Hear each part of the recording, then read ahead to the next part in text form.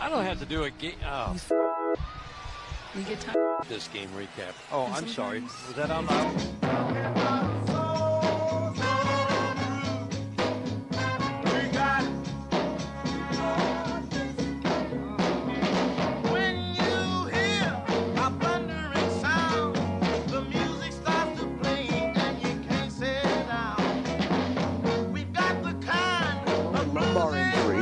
Missed all of last year due to right shoulder surgery. 0-1 is drilled deep out to left field. Back goes Antunes. He looks up, and that is...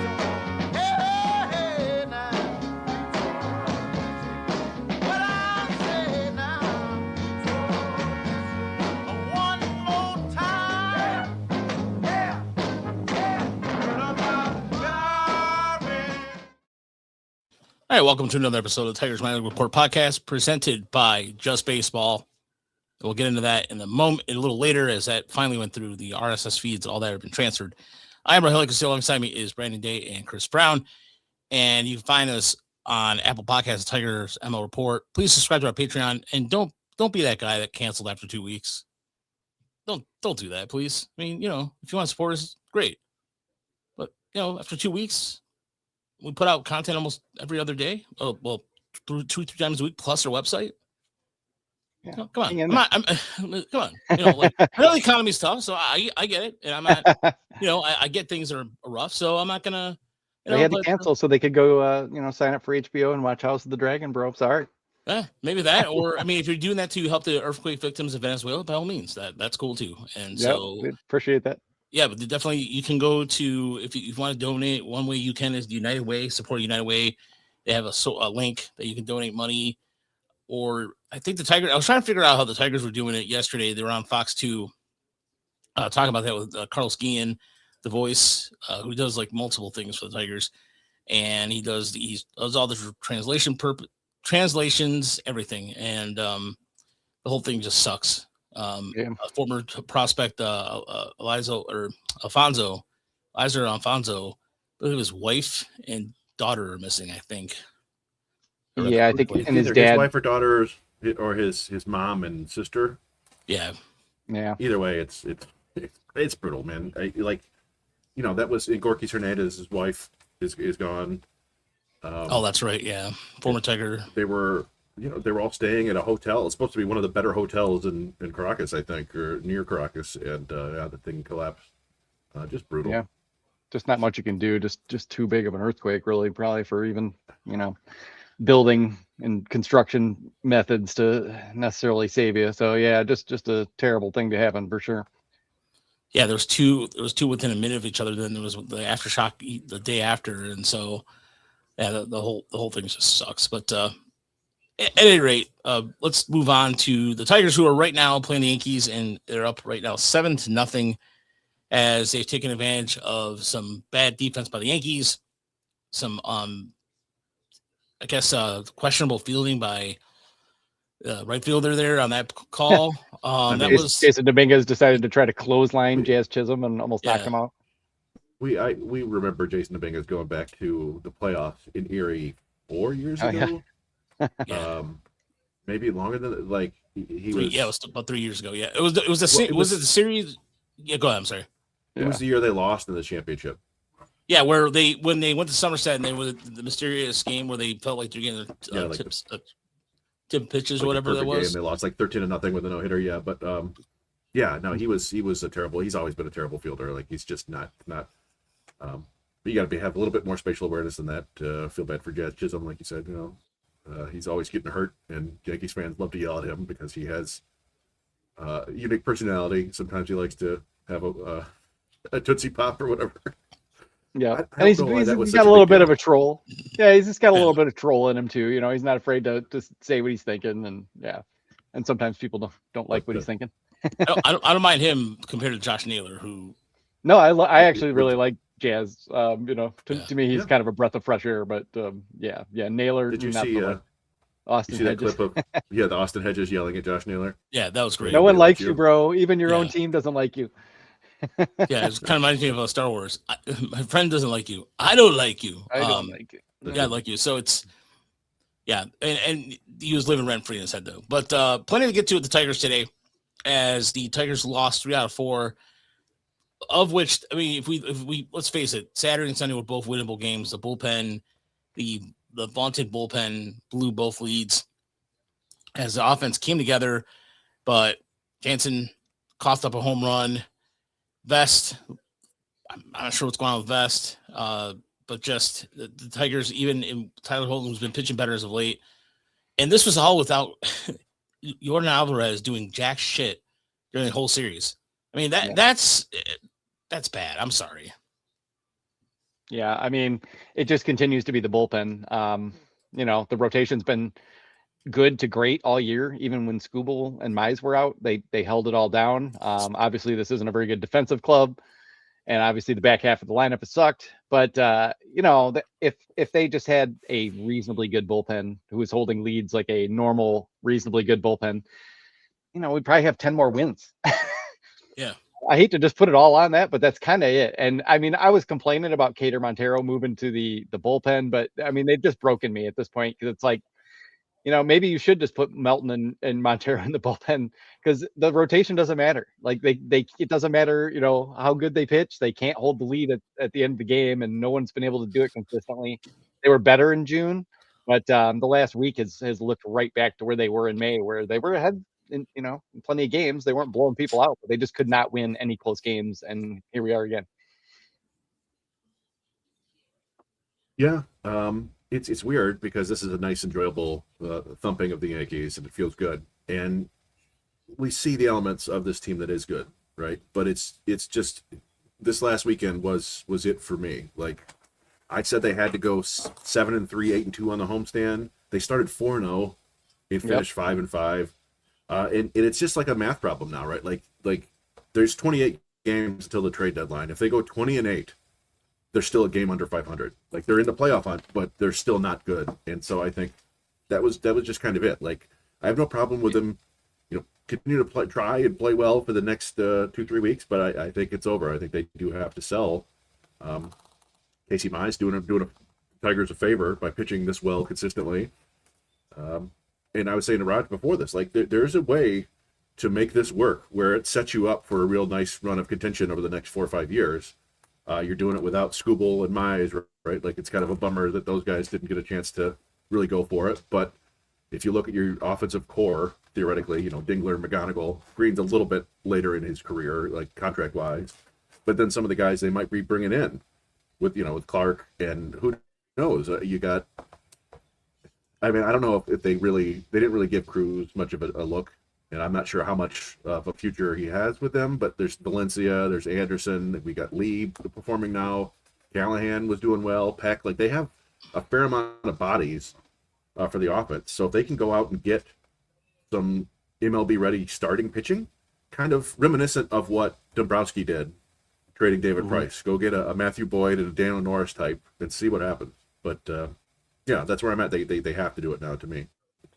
I agree, and this was the breaking point to me too. I actually kind of said it even like mid-June, and I was kind of like, all right, let's just hang in there with them for like 2 more weeks. We'll see what happens. But I think there's even an argument that trading Tarek Skubal and Casey Mize doesn't even materially change this team that much.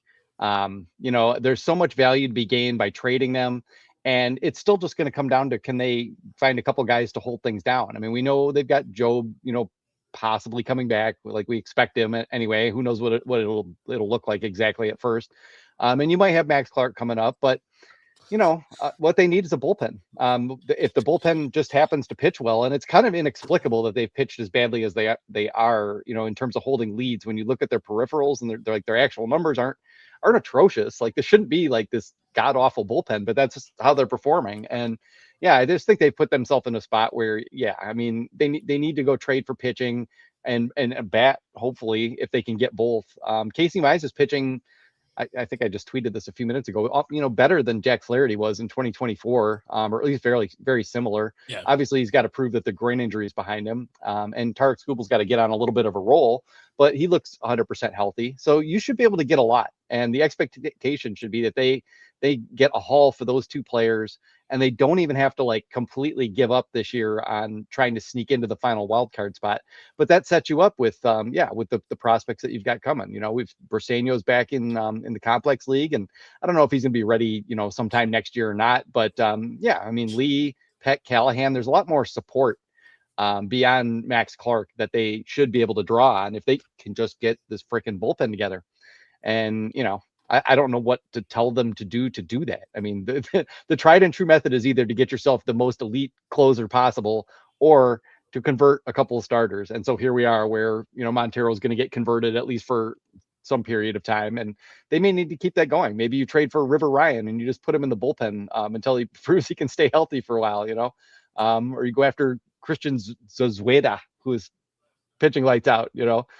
There's pitching available from the Dodgers, and then there's several other contending teams who at least have the pieces to make a deal like that work for either one of them. So we'll just have to see how it plays out, but I don't want them to just wait around until after the All-Star break, and then it kind of all gets conflated with everybody else that's being traded. I would love for them to trade Skubal and get what they want from him like in the next 2 weeks.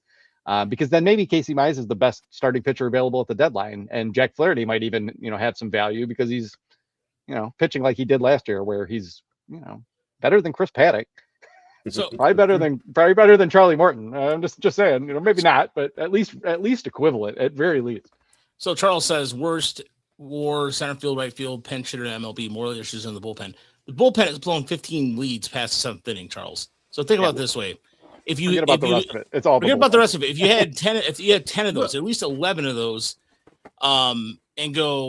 and just go, okay, that would give them a little bit closer to. And the reason why I say if they won 10 of the 15, let's say they won 10 out of 15 right now. Okay. So the Tigers, that would put them at 45 and 40, or but it would be, so they'd be 45 and I'm bad at math. So let's see here, 45 and 39, right? Technically, if it was the other way around, if they give or take, if they took, if they won 10 of those 15, right? Yeah, something like that. Okay, so they'd be okay. So, but then you look at the rest of the AL. The Rays and Yankees are the only teams in the AL East that are above 500. The White Sox in Cleveland in the AL Central, and the AL West is a giant turd sandwich right now. Rangers, the White Sox and the Guardians are only a couple games above 500. Yeah, exactly. Yeah, and the Twins, we don't know what the hell the Twins are, but the Twins are whatever. But anyway, when you get run support, anybody can pitch better. And I'll grant that, yes, a part of the problem is that this isn't a very good defensive team, and there's there's little leakiness that kicks in. But a lot of these have just been walk-off homers or just giving up homers. McGonigal makes a bad throw yesterday. Keith is still pretty inexperienced at first base. Maybe a better first baseman gets it and still manages to tag the base. I don't know, but one way or the other, then Holton gives up a home run to a rookie who doesn't really, have a track record of hitting for that much power. And, it's just like anytime something starts to go wrong, they just completely crumble. Well, Sean,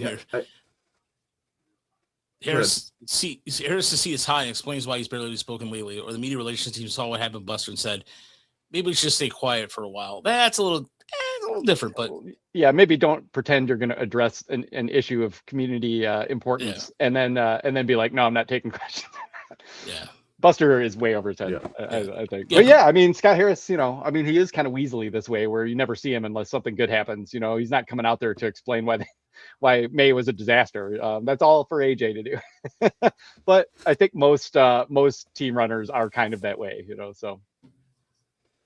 Yeah, I had a couple tweaks this weekend that I pushed out. They were basically me saying I'm done. I'm ready. I'm ready to give up. And then they both had typos in them, and I deleted them, and I don't redo it because I feel dumb. Because when you do that, like I can't edit because I don't have the good Twitter or whatever.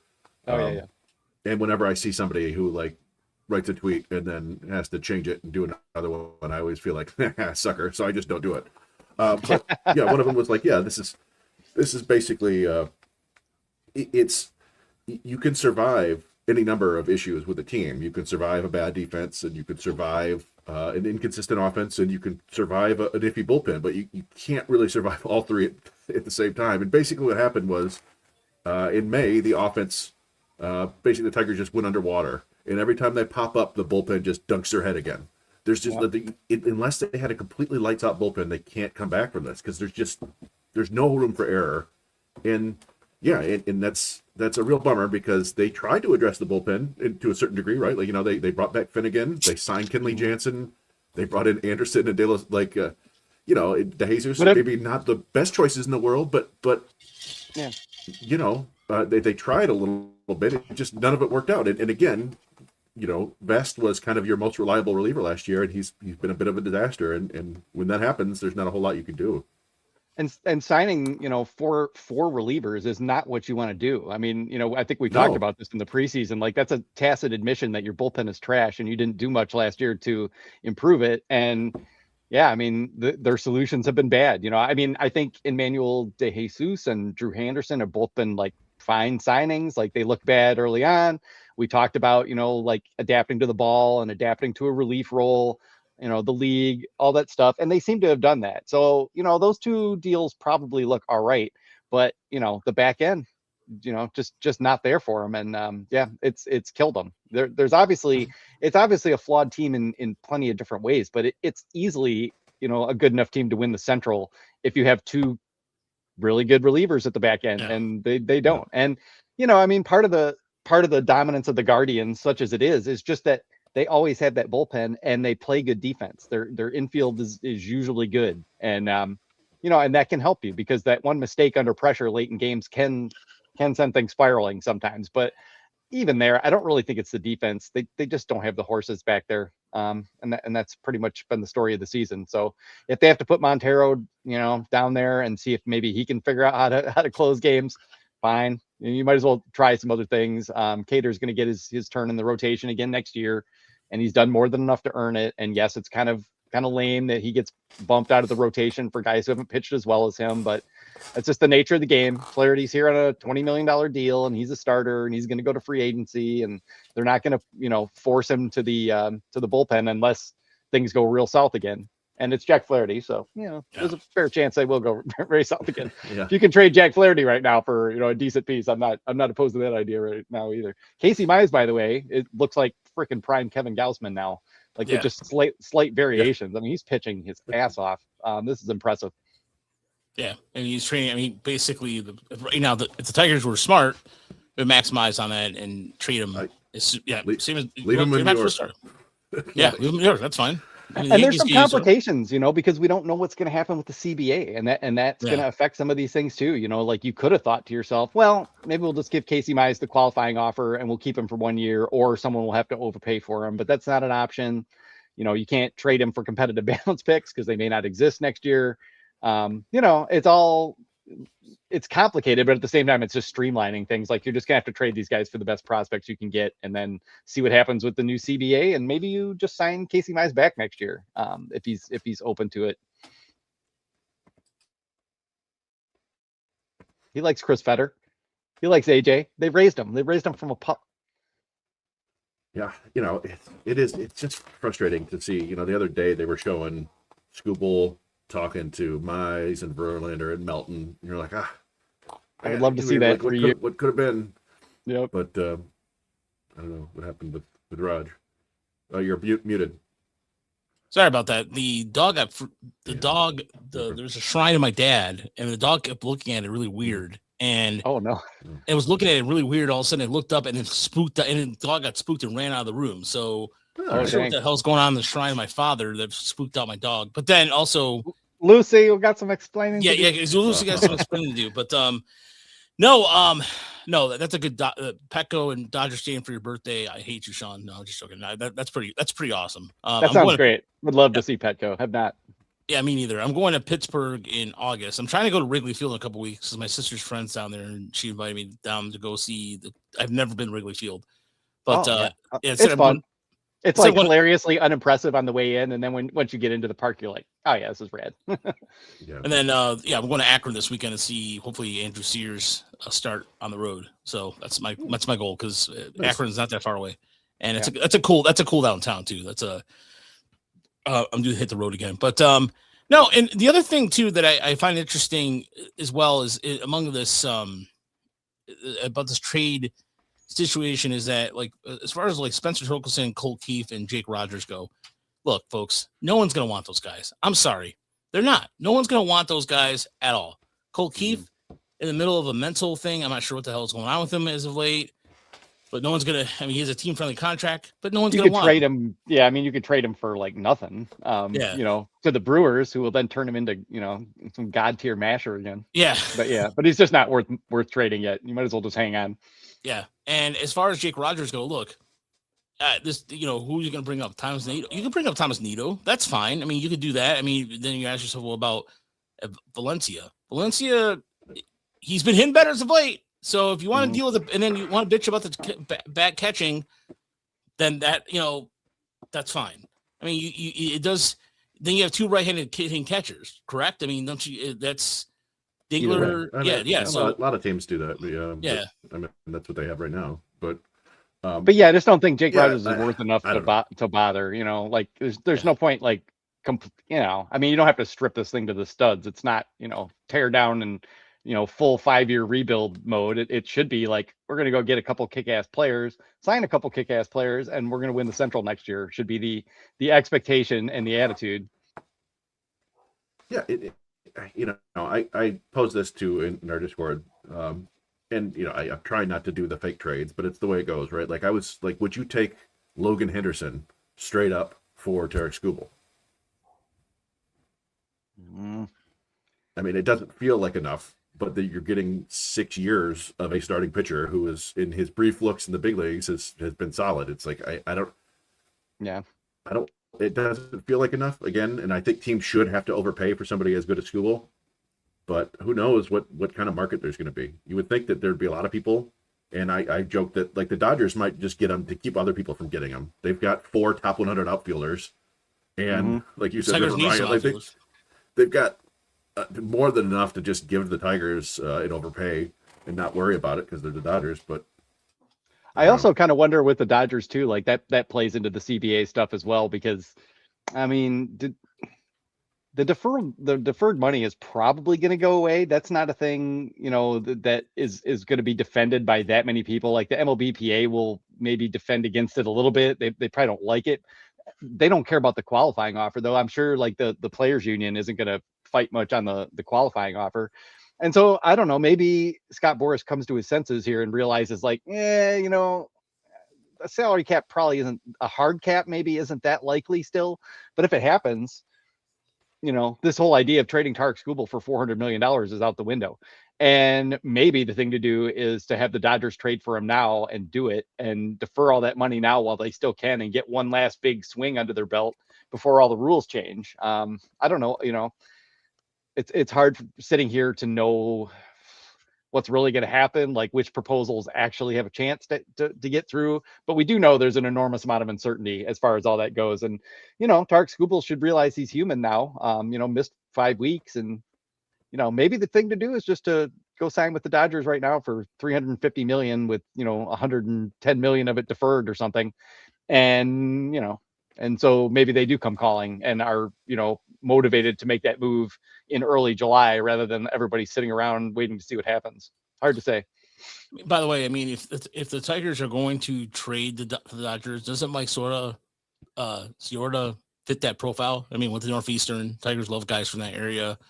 Among their requests, not a bad second piece. I'd be not as the primary piece. No, good Lord, you know, but somebody like, for example, if you're looking at, go ahead, Chris. Sorry. No, they have literally four top 100 outfielders. Josue DePaula and Sirota, I think, are the two best. Zahir Hope, a lot of people like him. He hits the ball very, very hard. Some more risky. Yeah. And then it's Quintero, I think, who's in Great Lakes right now. But they also have a really good young shortstop named Emil Morales, who maybe he's a third baseman down the line. But yeah, and then they have Brandon mentioned the pitcher earlier today. Zazueta. Oh. I like Jackson Ferris too. Yeah. I don't. Is he hurt? I mean, he originally came over in the same deal as Hope, and they have Adam Serwanowski they got from the Reds. It's just annoying. Whenever the Dodgers make a trade, they also somehow get like a legit prospect back. But like maybe they don't Juan Scooble or whatever. But yeah, I would push for Sirota, I guess, out of those outfielders. He's the kind of the best combination of hit and some pop and some speed and probably corner outfielder. But I don't know. Again, you want to dig too deep into these fake trades because right. You don't know what the Dodgers would actually be willing to do. I mean, Sirota and Zozueta is like not bad, but it's not. Yeah. It's not jaw dropping. I mean, it's not really better than Lorenzo and Sweeney in a certain sense, like maybe a little bit. But yeah, whatever happens, we're not going to be happy with it. No, I mean, for example, you always want more, but yeah, I mean, like for example, the Brewers or the Orioles said they're going to still go for it. So imagine them coming to the Tigers and saying, "Hey, we'll give you Jerron Watts Brown, who's down in AAA or AA right now. We'll give you him." Oh, we lost him. Lucy yeah, struck again. Roger said he's in the upside down. I don't like Watts Brown. I've seen him pitch several times. But yeah, I don't know. Like it's fun to when it gets to it too. We can do more deep dives like on all these different individual guys. But yeah, it's kind of tough to do that in this format, really. But yeah, and I mean the Cubs are the team that is absolutely desperate for starting pitching right now. Everybody is hurt. They could use Mize. They could use Scooble. They have interesting prospects at the higher levels. Pedro Ramirez has come up. They have who's this Owen Ayers catcher who's just going bonkers this year. Yeah. He's 25. I think he's a switch hitter. Yeah. And then they have the Josiah Hartshorn kid, and so I mean, they're prospects out there. People talk about the Braves. The Braves have had like a really strange year where like 3 or 4 of their young players have just gone bonkers, and suddenly they look really interesting, and then. Maybe you can. And meanwhile, they're winning like meanwhile they're winning like crazy, despite not really. I mean, Acuna's been hurt a whole bunch. Yeah, it's been a really really funky season for them. But they do, yeah. I mean, they have enough. They don't really have like the one guy who's like jaw dropping. But yeah, I mean, that may not be the way to go. I mean, what do the Tigers need? Like they could use upper level pitching, and they could use a right-handed hitting outfielder certainly, and obviously we don't want to just go for need. We want like the best guys available and all that sort of thing too. But I mean, you can kind of start to hone in on who the Tigers might be interested in. Yeah, just based on trying to balance out the lineup, and getting themselves a couple of good arms that they can keep working with while they wait for all the guys in A-ball to matriculate. Yeah, that's Raj, by the way, said his power went out. So, oh no. Oh, no. The creepy instances continue. Yeah. Lucy knew what was up. Braves hitters are you? Sorry, yeah, Shawnee Pat here. How spooked by the Braves hitter are you, Chris? Considering the whole minors has been a rabbit ball season. I mean, there are aspects of that, right? And any time you're going after young prospects, it's a little bit iffy. But again, like for expiring contracts, you're gonna get a pitcher who's close to big league ready, who has a lower ceiling.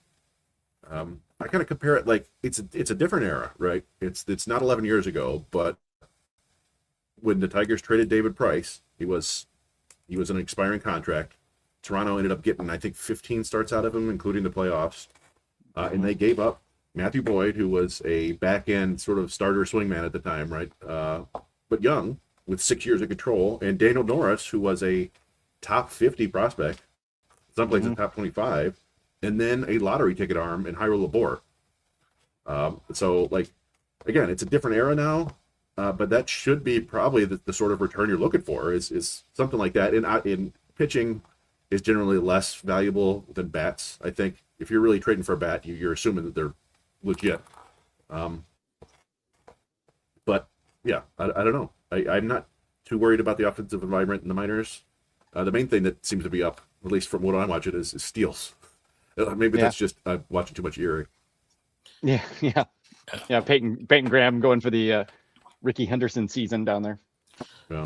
By the way, I just lost power, so that's what happened there. I was just saying, Lucy sensed that you were about to lose power. Yeah, that's probably what happened. Like the dog got spooked out. She's back in here now, but no. By the way, speaking of Peyton Graham, his number, like, so I don't know if you guys, Brandon, I don't know if I was talking to Chris about this. Did you know that Fangraphs has a hot and cold chart now? Have you seen that? Yeah, I have seen it. Yeah, it's pretty cool. Yeah. And so if you're a premium member of Fangraphs, you can check charts. And so for those who have no idea what the hell I'm talking about, let me show you here in a second. But the numbers on Peyton Graham look pretty good. But as far as you guys were talking about the trade, anyways, Baltimore's got a lot of guys in AA and AAA that could be coming up here in the next year or two. So what if Baltimore just came off the top rope? I was like, here's a bunch of, I mean, I don't see them doing that because they're very conservative. Yeah, it's really not like them, but it would be hilarious if they did just like roll in with a huge package, and then we were like, all right, throw in Jackson Holiday too. Oh, Cherub Rock just gave up a bomb. What happened? Oh, really? Yeah, Summers. That's hard to. Here we go. The Ooh, bullpen's blowing it. Yeah. Nah, it's the eighth. 3-run homer too. Yeah, against. God damn it! Yeah, of course. That's just So what it is. surprised. Yeah, he walked. See, that's the thing. Yeah, he walked. And Yeah, that's right. Get that bad outing. Get that bad outing out of your system right here. That's right. Yes. So if you go to Fangraphs, and right there you can see you just got to go up here, heat map off, heat map on, boom. So yeah, those pretty cool. Yeah, pretty cool. So. And they've kind of been like the last 2 years, like the coverage has been weirder there. Like it wasn't as consistent and they were struggling, and then they hired some people, and yeah, all of a sudden it seems like it's kind of coming to fruition where they're updating faster and kind of keeping things up to date more. Yeah. Eric Longhagen's not by himself anymore, covering every single team. Yeah. I mean, it's a big job. yeah. I'll give him a lot of credit for that, man. So, but yeah, so right now, you said it's 7-3 right now. I only have one screen right now, so I don't have my usual 2 screen set up right now at the moment. So I was checking. The game was on in the background. I could hear everything. Now it's so it's 7-3. Is it 7-3 right now still? Yeah. They should be all right. The home run, cleared the bases, cleared the palette. So hopefully, I'll just put this away. It looks like they got Drew Warm for the ninth, which I approve of. You might as well try. Maybe just keep running Drew Anderson out as a closer for a little while to see if it takes. Yeah, try Summers has been okay. I mean, the stuff's there. He's just still, young and a little inconsistent. Has a tendency to spin that breaking ball and hang one in there now and again. But we've got so many lefties. We're gonna be in great shape. Can we trade Tyler Holton for Reese Olson? Something like that. We got Miller, we got Sears coming, we got Yeah. Do you think the Brewers become aggressive in the Skubal market from 40 Gumbel in order to alleviate pressure off Nezrowski, allow him to conserve his innings? I doubt it, but it would be interesting if a team like them or like the Rays or something got involved, because they, as scary, both of those teams are going to scare everyone to death as far as trading with them, because they're better at evaluating and drafting and developing than the Tigers in most respects.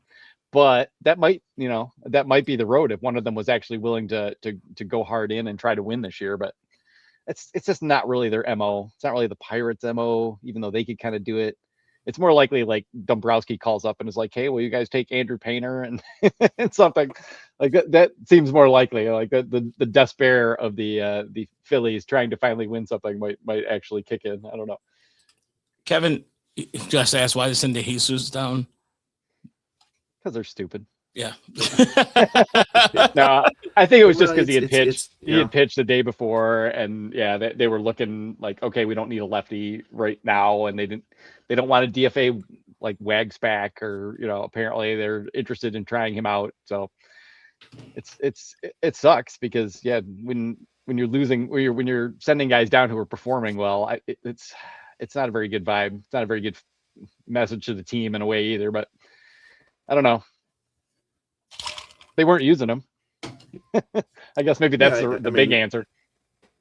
He was their lowest leverage reliever, right? They were using him in blowouts and for the most part, like not using him in any leverage situations. But yeah, it's what we've seen from them over and over and over again is if they don't have to make a move on the 40 man, they won't. Like if they don't have to cut somebody, they won't. So De Jesus was the guy who they've already sent him down once this year, so it's like they've already burned an option, so you might as well use them up in a couple different times. But there might be the theory even of like sending him down to start. It's harder for them to just cut guys. Yeah, Yeah, that's possible. Yeah, You know, 'cause if they're thinking we are going to trade some starters, like, yeah, maybe stretch them out. Yeah, I mean that would make the most logical sense. Sean, I just did an article on our Patreon about Max Anderson. What do you have to do to get called up? No, again, I think it's anything that does with position players is going to wait till after the deadline. That's what I think is going to happen. So, Charles, thanks for the $10. I appreciate it. Exquisite. Thanks, Charles.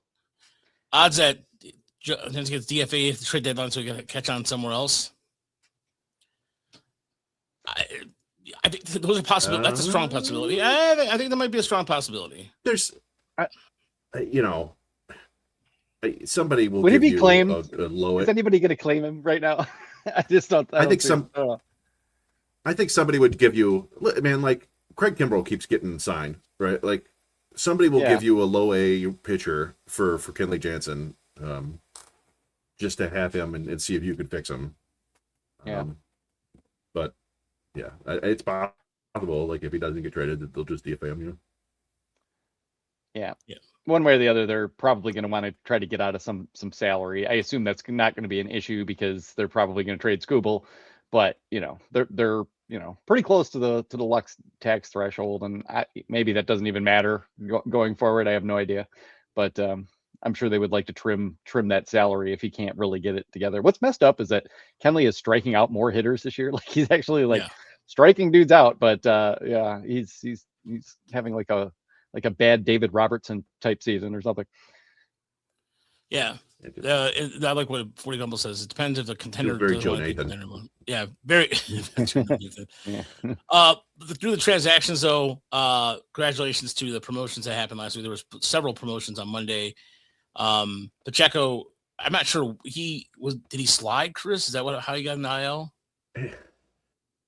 Yeah, he was running to second and fell awkwardly on his, like he slid early and fell on his left leg, it looked like, and then he was limping around. Yeah. So hopefully, like, it didn't look like one of those ones where it was like, he pulled up in like his hamstring or he blew out his knee. It just looked like maybe a bad bruise or something. Yeah. Whereas Peck definitely looked like he was reaching for the hamstring, but it also didn't look that bad because he walked off. But I don't know. We'll have to see. They'll never tell us, of course. He'll just reemerge out of the ether of super secret Tigers injury list. Yeah, same thing with John Peck. Like, Peck's on the IL. No one knows like exactly it happened, but it was the same thing with Cruz when Trey Cruz hit the IL too. Remember, it took us like almost a month before we could figure out what the hell happened there. And the Tigers said they were going to be more transparent about being spring or guys on the IL down in the minors. That's complete another 100% bullshit. And that's fine. That's their prerogative, and that's okay. I mean, but it's just strange. Connor Pingleton was released, and I honestly thought he might make an impact at some point because based off his experience with the Nationals and everything, but he never could stay healthy, he never could pitch that matter. So it didn't happen. But other than that, was there any other surprise? Just welcome back, Jose Briseño. Thank you. It was just good to see him back. Yeah, for sure. Yep, and it's nice to see, Michael Olivetto's had a little success down there too. But I don't know. There wasn't like a ton of craziness that went. Are we in Toledo? Oh, we're not even to Toledo yet. Sorry, I was about ready to start in. We're just in transactions. Yeah. By the way, Gilbert Diaz, they signed over from Arizona. He was the guy who had the 95 ERA, but after one bad outing. So anyway, what are you gonna say, Chris? I said that's Arizona's Dylan Smith, right? Like we talked about it when they let Dylan Smith go. It's like, oh, there's still something here, and it's like, yeah, but you can also find a guy like this anytime, anywhere. Why it hasn't worked for the Tigers, I don't know, but. So I mentioned Valencia earlier doing work. He's been hitting better as of late. He keeps getting hit though. Like he always gets hit at the plate. I don't know why he's been. I have to look at how many times he's been hit at or been beamed this year. But as far as the rest of the Mudhens go, Woosak Go they did an article. Fangraphs did an article. The Sunday. Why am I drawing a blank? All of a sudden on his name. Sunday Notes. Yeah, Sunday Notes did a good job on Go. And Laura. Yeah, Laura. Thank you. And then Little's been pitching better as of late. I watched him a couple days ago, and it looks like something's going on with him. He's been pitching better. Madden, I think, just pissed off he's back in Toledo again after doing pretty well here, honestly. Might be, yeah. And Max Clark, I saw a stat that he hadn't struck out against right-handers in a month or something like that. Yeah, since like June 4th or 5th or something. Yeah. Yep. I mean, Max continues to do everything we like to see, except for hitting for more power. So yeah, he's doing fine. But yeah, there isn't that like obvious like, oh, the breakout is here moment yet. And Max Anderson obviously is swinging the bat well, but he still does those things that scare teams where he just chases a lot. He's getting the ball off the ground a little more now, and that's a good sign. But How You Lee had like a 21% chase rate at AAA, and it's like over 30% in the big leagues. And so Anderson's 30% chase rate might translate to 40% in the big leagues, and he's just going to get eaten alive. So I know that they would just like to see him swinging at better pitches, and that's kind of the thing holding him back. Is just not being such a crazy free swinger. He has the hands and doesn't strike out and can still get the bat on the ball. But if people keep, why isn't Max Anderson coming up? It's because there's like that one thing that they need to see him do, and he isn't doing it. So even if he's hitting and having good success against AAA pitching, they're still going to be concerned about that. So, and as Chris said, we don't, they don't want to use a 40-man spot on him right now because they don't have to. Yeah. And Jahmai Jones, was successful for 2 months, and with this group, that gets you like 2 years of he's gonna figure it out. I'm kidding, but man, sometimes it does feel like that. Like when will 2024 Matt Vierling return? Yeah. No, I think Anderson fits into that Justin Herman-Malloy, Jace Young group where it's like, there's gonna be times where it seems like it might help, but I don't know. There are just a few too many flaws there for me to like really believe that he can come up and contribute consistently. But I do see a scenario where he comes up and he'll get a couple big hits and do some things. But like you said, I think big league pitchers are just too good that they'll be able to get him to get himself out consistently. Yeah, he might mash some lefties and maybe he'll figure it out, but he might need to get really punched in the face first to like finally like get really serious about making those changes, because he talks about it and he doesn't sound like terribly committed to the idea of being a more disciplined hitter. It's kind of like, well, this is how I am, and this is kind of how I've always swung it, and there's some truth to that. It's easy for me to sit here, my random self, like, hey, you got to pick better pitches, kid. But it just seems like he does, and until that happens, I think he's always going to be kind of a fringier prospect, like talented, but yeah. Charles has the comment here that James Outman chase rate is pretty high, and he has a 40-man spot. It's true. If Max Anderson could play center field, he'd be a top 50 prospect in baseball. Yep. Yeah. Yep. It's just the way, like, he could sort of play second base and third base. But if you can play shortstop, catcher, center field, you're going to get chances because those are very valuable defensive positions. Yep. Sean here with the Chris Chase Young slander count is now at 5,754,575. That wasn't even really slander. I was just putting him in that bucket of the type of prospects that they've, like the Tigers have brought up and down. And, I mean, they've had plenty of opportunities to bring up Young, and they need offense, and they haven't done it. And in fairness, that bucket was created literally the day the day they picked him in the draft. Yeah. Like we created that bucket out of like, oh God, I don't think this is the pick, but all right. I like what 40 Gumbel says here. He says we need to combine Outman and Workman in one super player named Outworkman. Yeah. Or Workout Man. Yep. That's good, man. That's really good. Yeah, that's he's definitely off the Young Christmas card list. I think he's blocked those. No, he's blocked Christmas. He did, And again, I don't blame him. No, it's just I don't think players should be listening to the media at all. If you're listening to us, because I mean, you're mad at the fact you can't hit a fastball in the major league. And look, we don't make fun of players. We don't. It's the stats are the stats. I think Jace Young's probably a fine human being, but he had a great week. He had a grand slam. He was really productive. That's the thing, And we more than most fans, we see all the work that goes on and how hard it is to advance from level to level. So we do appreciate that more, I think, than many people. Just getting to AAA means you're one hell of a baseball player. But but the truth is the truth, and the issues are the issues. So there we go. Tigers take the win 7-3 over the Yankees. Final line for Casey Mize: 7 innings, 1 hit, 10 strikeouts.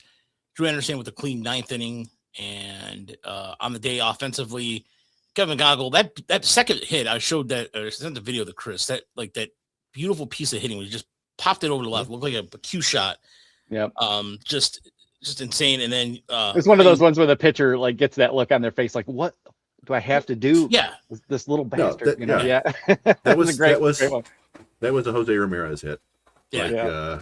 Although his would be like an RBI double into the corner, but it's guys like that where they throw him, like Weathers has good stuff, right? And got McGonigal to swing and miss a couple times, and then he made a slight mistake, and McGonigal got him. It's like, can't screw up. But by the way, how you leave with a pair of hits, but I just noticed this too.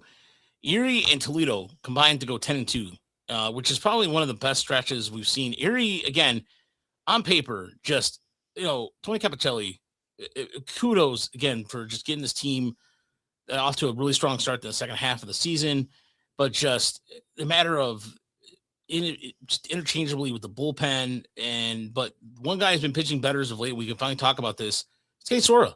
Case Suara has been pitching better, but I'm just excited to see Andrew Sears back in that rotation. I mean, he looks like a man possessed too. He looks twice as pissed off than he was last time. Yeah. Getting Sears back is big, and it looks like Jake Miller, who's obviously more my guy, is probably, I would assume, going to start in Erie next week or this week. I would think so. And getting those two guys will be nice because they both have a chance to like move pretty quickly from here. I would think if they can get it going. Yeah. But Tony Capicelli's had like no pitching to work with at all this year. It's been pretty grim, and he's got to be feeling a little better that it's starting to come around. Not to go back to the last one, but I did want to just like point out that Peck, before he got hurt, and Callahan didn't really miss a beat moving up to AAA. Like, Callahan didn't hit any home runs, but they both hit well and looked like productive players. So that makes the Toledo lineup pretty deep. And the Mud Hens had a game where they were down 5-0 and won, I think, 14-5. Erie, Chris Myers had a monster week. He was player of the week. And he even had a big defensive play that we posted where he threw out at a guy from right field in extra innings to kind of keep it tied. And then he got the game winning hit. So he had 5 RBIs in a game where Erie scored 6 runs. So it helps to have a veteran bat like that. And Peyton Graham is putting together a very productive season in a way that I still don't know if it's like, I don't know how real it is, right? A lot of the value is coming from him walking a ton, which is fine. And he's got some defensive versatility. He's obviously stealing like a madman. So there's something there. I just don't know how much he's going to hit at the higher levels, but I think it's also, he's made himself notable again, right? Like he's not a complete total bust that we cut. Yeah. The one thing that makes me feel a little better about Peyton Graham is just that the swaying strike rate is 9.2%. Yes, that's pretty low. I would love to have his chase rate because I think that's probably still the problem. but maybe not. He's walking a ton. But either way, he's at least making progress toward maybe being some kind of utility guy in the league for a while. Never know. Not to mention, I think it's for the first time in his career, probably he's healthy, completely 100% healthy. And this is, and Brandon, you talked about this before. This is the Peyton Manning that we talked about that was coming out of college, that could generate that kind of power. Was mashing the ball everywhere in the Big 12 for Oklahoma, and this is the guy we're seeing that. And Sean, has Peyton Graham found a GNC yet? I have to ask. It's my continuous brand. No, he had. You know what, Sean? No turkey legs have been found by him either. If you're gonna make, I forgot about the good turkey. He's probably finally put on like 15 pounds, and you'd still barely notice it. Yeah. He's still a read. I guess the other thing with Graham too is that he does still seem like a little bit mistake prone. Like he can look pretty awesome around the infield sometimes, and then he'll throw one into the bull or into the dugout. Yeah, it'll happen. So I mean, we've seen they clearly the Tigers did not believe in Gage Workman as an MLB level shortstop, and I don't think Graham is even to Workman's level. I think they both suffer from that. Like, I think you're right, like a little bit of fumbleitis. But I think they're comfortable with Graham at second base, and they can throw him in the outfield. And I don't know. He can play center. He might maybe Yeah. he Wenzels it up a little bit. Yeah, he's at least got himself to be, one of these very useful AA players that we've seen over the last few years. That there's a worse fate in this world, but it's not necessarily a prospect. But we'll see. If he keeps performing, maybe they'll give him a chance. Yeah. He and Stevenson together at the top of a lineup is pretty fun though. Just for AA level baseball enjoyer, situation. That's a pretty fun duo up top. It's pure chaos. Yeah. I can't wait to. That's what to me. I'm looking forward to seeing it out in Akron because that's. I love Akron. It's one of my favorite stadiums. But not to mention, I just think that I really want to ask them essentially about also Garrett Pennington, who's just been doing pretty well since he got called up. He kind of slowed down a little bit this week, but just kind of ask Graham specifically, what is he doing differently as he's training regimen? So hopefully I'm going to get with Zach and make something happen this year. Bring in those empanadas as well. Oh, yeah. No, the empanadas. Oh, by the way, speaking of empanadas, over the weekend, there was an incident where we're supposed to bring some to my niece's graduation / birthday party. And the place was supposed to have 5 trays of empanadas ready. And we waited an hour. It was supposed to be ready for pickup. They said it would be another few minutes. And then it ended up being an hour and a half. And it only came out with 1 tray. And my sister was like pretty pissed off. And, but shout out to the Mexican Town Bakery. They're good people in there. Mondo's, that Mexican Town. They do good work. Bryce Rayner making Erie this year. Charles, I think that's maybe we can discuss that on the next slide. Yeah, we'll discuss that on the next slide. Yes. But go ahead, Chris. What were you going to say about Erie? Oh, I was looking up at the minor league stolen base leaders, and Graham is number 2 in all minor league baseball. He's 43 for 45. Wow. And Stevenson is number 6. He is 38 for 42. Again, they changed the rules in the Eastern League this year, so pitchers can only throw over once before they have to pick you off or it's a balk. And for whatever reason, Erie seems to be the only team that's really just like, all right, well, let's just run constantly. But and you still have to steal the base, of course. Yeah. So, you still have to get a good jump, and you still have to not get thrown out. And that success rate is absurd. So good on those guys. Yeah. Yep. Yeah. And they need that help more with Peck and Callahan out of that lineup. Yeah. But yeah, as we saw, like Pacheco had been chipping in and Pennington, things are at least trending upward for them, and then they're going to get some starting pitching back finally here, or they are getting it. Speaking of, so we're talking about Bryce Rayner here. The home run he had the other night almost went 500 feet. That was just seriously, that was like almost it was a nuke, absolute pulse. It was a pull side nuke too, right? Yeah. And then he hit the opposite field one, right? And you could argue, if we hadn't seen him constantly hit like all of his home runs to the opposite field, you could argue the 370-foot home run to the opposite field is more impressive than the 470 to the full field, but I won't because I mean that was they said it was halfway up the light pole. Yeah. You can see it like way out of the picture bounce down, and it looked like it was like maybe hit 80 feet up that pole. Which that was crazy. Like, he just stopped after he hit it. It was like, oh, yeah. Just watching it. You know what? Let's all of his teammates kind of had that look like, oh. Yeah, especially because go ahead, Chris. Sorry. Well, I don't know what it is about Dayton, but I remember 4 or 5 years ago we had that home run of Ellie De La Cruz hitting the guy in the skull and knocking him out. Oh that man, was great. Oh man, that sucked. I mean, great as in it sucked for that guy, but it was the fact that Ellie De La Cruz is like who I'm starting to think about Rayner, like more, where it's just like these just freak tools, but with some flaws. Yeah. Who is this man? He looks like he's like 190 pounds soaking wet, and he's hitting the ball 116 off the bat and stuff.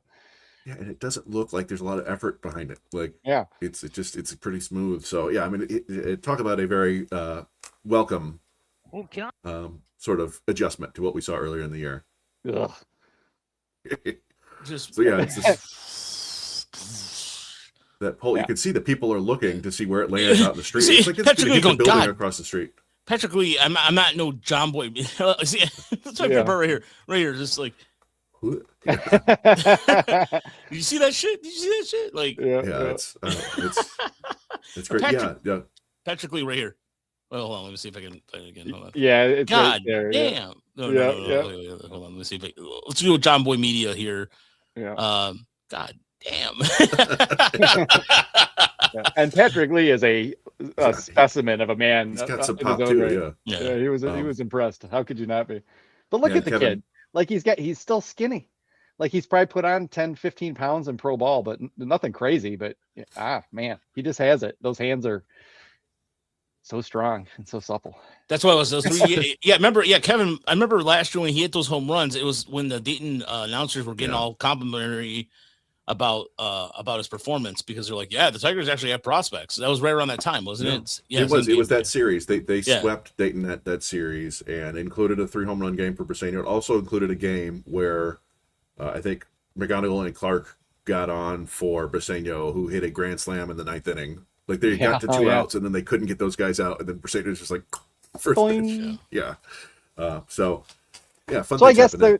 So the Bryce Rayner question then is when is he going to go to Erie? And I mean, he's got a 25% strikeout rate this month. I think you can kind of write off, or at least I've been telling everyone all along, to just kind of write off like April and May and let him get in his groove and see what happens. I think you probably want to see this for another month to make sure there isn't going to be some adjustment that starts to befuddle him somewhat. But I mean, if he's doing this much damage, I mean, you do want to keep him challenged, and so I would think that maybe sometime in August he would go up, barring anything going wrong or him going into a deep funk or something. I'd rather them wait to be honest with you. I'd rather not that rush him up to Erie. I think that the Tigers have been ultra kind of conservative with that, and I think if he maybe late in the year perhaps, but I just don't see the need for it right now. I really don't. Like I really think that to get as much reps as possible, continue to mash West Michigan. And then, as far as like Jordan Yost goes and those guys saying same thing, I think they just wait till next year. It's just because to me, he's just coming back from surgery. I don't see the need to rush the guy right now. I mean, could he go up to, I just see him, his confidence is really good right now. Why jinx it? And I know they might need a shortstop, but that's why they brought Max Burt. If Max Burt was released, then I could see them making a case of bringing him up. But Burt's back. I'm just saying, if we get to like after the deadline and he's still hitting like this, move him up. But if there's any flaw, I mean, I don't see any reason to push him either. It's just that, I mean, if he's in full Terminator mode for 2 months straight, then I'm going to be like, move him up and let him see the new level for a month in late August and early September, and get prepped for the next year. But it'll have to keep going on like it is right now, and we don't know if it will. Yeah, I tend to agree with you, Brandon. I think it's if he continues hitting like this, it's fun to have let a guy dominate and have a good season, but you're still developing these players. You got to develop into big leaguers. And if you can get a head start on whatever the next challenge is going to be, there's nothing necessarily wrong with that. And I think I mentioned it in a tweet too. Like at some point, he's going to face pitchers who could consistently throw fastballs in on his hands, in sliders under his hands, and he's going to have to learn how to turn on those, or completely lay off constantly. And that's even a problem for Kevin McGonigal. McGonigal still swings at pitches that are a half foot inside that he probably shouldn't. But his hands are just so fast that it's fine. But I mean that's I think one of the things that he's going to have to improve on, and there'll be other things, really good breaking balls below the zone, whatever. But if he's the 193 WRC plus in this month, he's almost twice as good as the average player. If you do that for another 4 or 5 weeks, it's time to move up. Yeah, I think we're kind of on the same page here. It's just like not right now. Like, there's no need to push him. He's just settling in really. So just kind of let him cook. But I mean, we know he's got to get to Double-A before he's going to, see a consistently good brand of left-handed pitcher as well. And that'll be another really, significant challenge along with everything Chris just mentioned. So there's a long way to go. But I mean, if he's just going to destroy this league for another 5 or 6 weeks, then you might as well show him Erie at the end. Frankly, late in the season, a lot of times the pitching, in Double-A isn't that much better than the pitching at High A is right now, because so many guys will get promoted and guys will get hurt, et cetera, et cetera. So, but we'll see.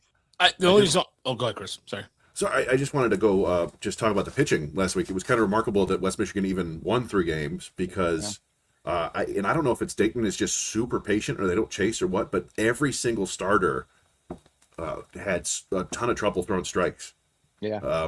including Jacobs. Yeah. Jacobs got absolutely bombed. He gave up a grand slam there at the end. But yeah, Alisalt only threw one inning because he hit his pitch limit. Castillo hit his pitch limit. Christensen, who walked 8 guys in like 35 innings in Lakeland, walks 5 in one outing.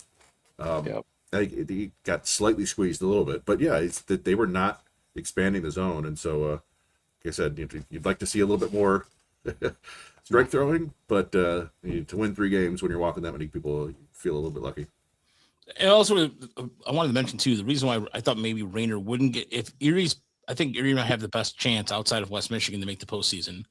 So if Erie's in playoff contention, maybe they don't want to mess. Maybe give him some playoff experience, but he's a guy that I think would need regular reps. So that was my logic, behind it. But yeah, that's true. Yeah. And even Jake Miller walked 4 guys. Jake Miller doesn't walk people. So yeah, that was kind of weird. But they do have, that.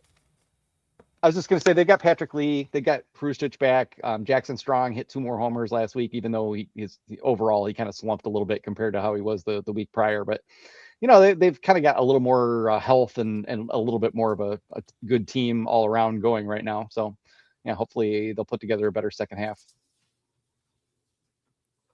Sorry, Chris, were you going to say something? Go ahead. Oh, I was just going to say it may have been that they just had a couple incredibly tight strike zones from the umpires. Rayner walked 8 times and struck out 5 times, so maybe they just were not calling anything on the edges. But it was kind of an uneventful week in Daytona.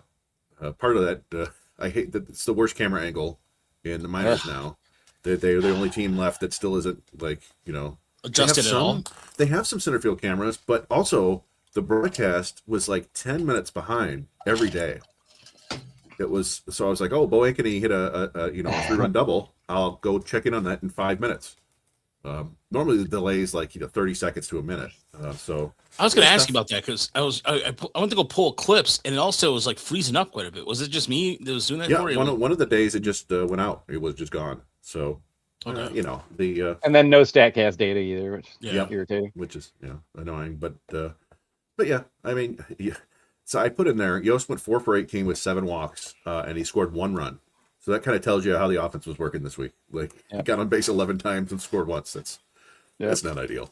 Yeah, the only thing really notable is that AD and Espinal just continues to just flat out rake. Yeah, not a ton of power, but he just living on base, getting hits, doing his thing. Ankeny, kind of heated up as well. But otherwise, it's kind of a lot of guys kind of staying at their current trend right now. Nobody breaking loose yet. I do feel like Zach McDonald is actively trying to change his approach a little bit because we talked about earlier, he could hit bombs all the time, but he would strike it out like a dozen times a week. And so it seems like he's trying to cut that down a little bit, and the result is fewer home runs, but development. We'll see what happens.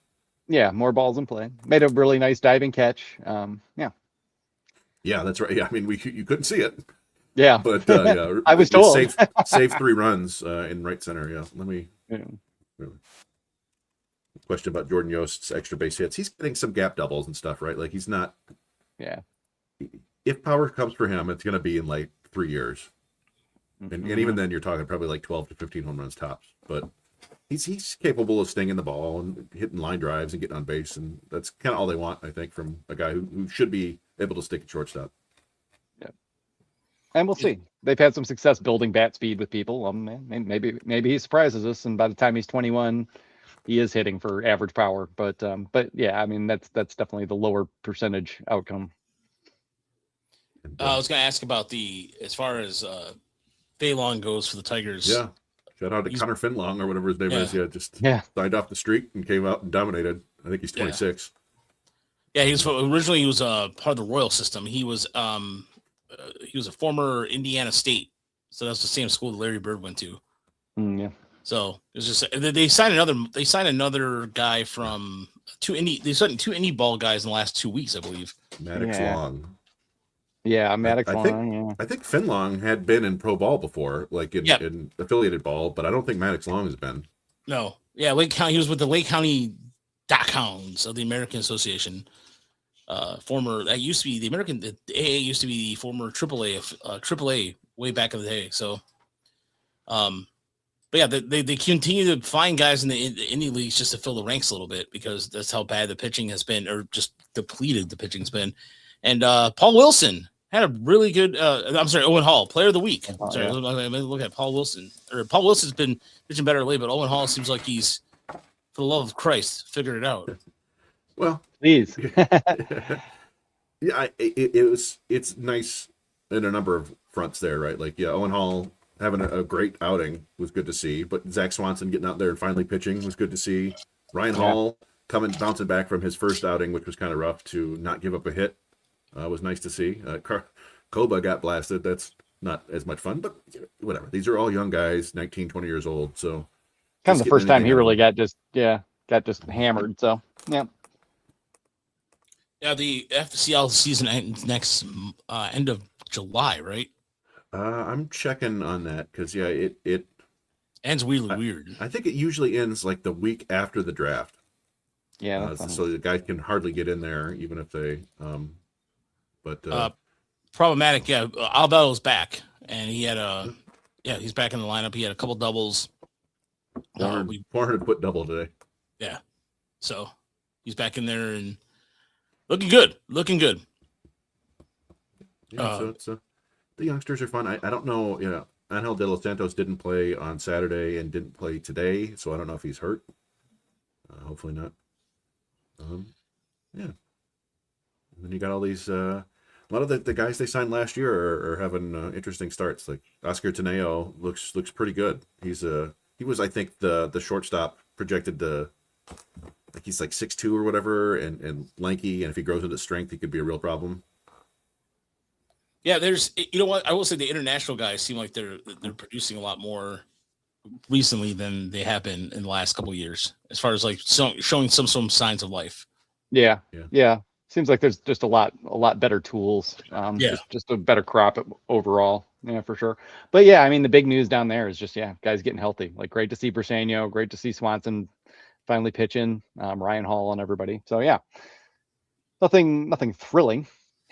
Nice to see Oliveto, like first double, like a little first being chipped out of the way. No homers yet. And yeah, the FCL or the Complex League ends at the end of July, like the championship games of the 25th. So about a month ago, not quite. And just wanted to shout out Sterling Basil, who looks like he may be doing the Fred Yerber like the second year DSL jump, because he is relatively young. He turned 18 in May. I think Fred Yerber turned 18 in April, his second year in the DSL. But yeah, like just looking, I didn't even put in his stats today, but 353, 12% walk rate, strikeout rate under 20%, 8 steals, 3 home runs. Hey. And he's playing shortstop. So Sterling Basil, fun name. Yeah. The baseball version of Erlich Holland, that's Bryce Rayner, I think, right? Yeah. Just pure power and tall, and he's not, arm strength. Broad. Yeah. It's got the swing seems like it's back under control. But no, and as far as just to pimp up some stuff, by the way, July 11th, join us for the 7th annual MLB Draft Show. We'll be going the first will be 5 hours, 5 hour day, Chris, looking at probably. Probably. I think it's the first 4 rounds. Yeah. Let me see. And maybe we could do like an intermission or just sign off after the second. So their top round B pick, but or you can rotate some guest stars through. That's what we're gonna do. We're gonna tap out a little bit. What were you gonna say, Chris? Well, in years past too, they've had like day 2 or it would have been day 3 of the draft, like on a Monday, right? And so we would talk about it that night. But now day 2 it's just gonna be day 1 and day 2, and day 2 is gonna be Sunday, so we can do a recap show that night too. So it won't be as elaborate and get our live reactions, our famous live reaction. It's gonna be So I'm not sure how it's gonna structure it, but I know Mitchell's gonna be there. I'm gonna have I'm lining up guests left and right, so there's gonna be a lot of like tag in, tag out, because this will be the first year I'll be able to eventually try to get some production. Like I got some stuff done already, but I already like bookmarked and saved a bunch of stuff we can pull up. So But we got Ashley who will be joining us. We have Mitchell from Prospects Live. We will have Befost from Bleachers and Speakers, former comrade in arms. He does a Tiger show now, and I reached out to me. I watch him. Scott Bentley, he's joined us for almost like 5 years in a row. Yeah. I think so. Yeah. So the legendary Scott Bentley. Oh, by the way, I owe that man tacos. We've been talking about tacos for a long time. Like last time I had lunch with him back in the fall, or earlier in the year, but we're definitely due to come back and hang out again. But Scott Bentley will be joining us per normal. So Saturday, July 11th, starting at 1 o'clock, 1:30. Brandon, of course, you're welcome to come. I'm sure you'll be there as well. Yeah. But yeah, there'll be a good time, and it's gonna be whatever the Tigers decide to do with draft night, whether it's a guy from the Northeast, whether it's a guy from California. I just did a catcher's piece that's coming out, and then I just about to send Chris over. We're doing outfielders next, and then infielders. Jerry's got a piece dropping tomorrow on JUCO players that he likes, and then Ashley's dropping Jerry's JUCOs. Jerry's JUCOs. Jerry's JUCOs. Right. So what happened? Oh, there's a guy, Brandon, I want you to look at after the show. We'll take a look at this guy together because I only saw it briefly and I was like, I like that. So we'll see. Yeah, keep an eye out for those JUCO guys. They've been leaning into that. So yeah, look for Jerry's article. Yeah, and as always, please like and subscribe to our content. It goes a long way. We come up in the algorithm. Thank you for doing that for everybody that does that, or joining our Patreon. All that money does support what we do, especially road trips coming up to Akron, West Michigan. I'm long overdue to go to West Michigan. I haven't been to West Michigan in a while. I feel bad about that, but I got some time off coming up, so I'm actually going to try to go in the middle of the week. Chris and I will be. We haven't done a road. We haven't run a road trip together, have we? Yet, officially outside of Lakeland, right? Not this year. Yeah, no. Yeah. Oh, I mean, we got to hit the road. Time in Lakeland. It's time. Yeah. It's time to hit the road. Yeah, so, I got to get to Toledo too.